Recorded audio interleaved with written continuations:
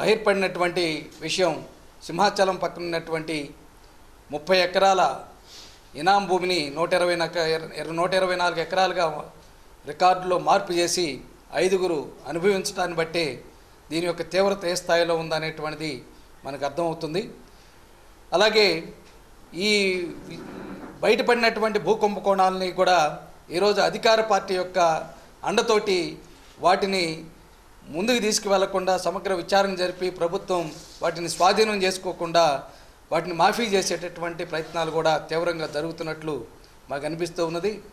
గత మార్చిలోనే లేకపోతే 2013 డిసెంబర్లో మేము ఆ రోజు జాయింట్ కలెక్టర్ గారు కంప్లైంట్ చేస్తే జాయింట్ కలెక్టర్ గారు 2 సార్లు మళ్ళీ తిరిగి రీసర్వే చేయమని అధికారులను ఆదేశిస్తే జాయింట్ కలెక్టర్ గారి యొక్క ఆదేశాలను కూడా ఖాతరు చేయలేదు ఉన్నతాధికారులు.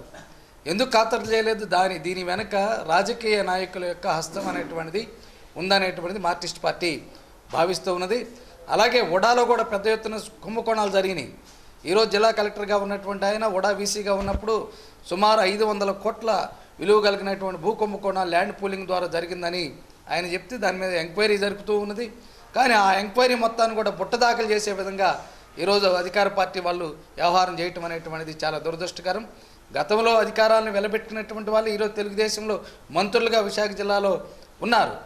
మరి ఆ రోజు చేయనటువంటి వాళ్ళు ఈరోజు ఎలా చేస్తారనేది మేము అడుగుతున్నాం. అందుకోసం గంటా శ్రీనివాసరావు గారు ఈరోజు మేము కోర్టు ఇచ్చినటువంటి ఆదేశాల మీద స్పందించాలనేటువంటిది మేము డిమాండ్ చేస్తున్నాం.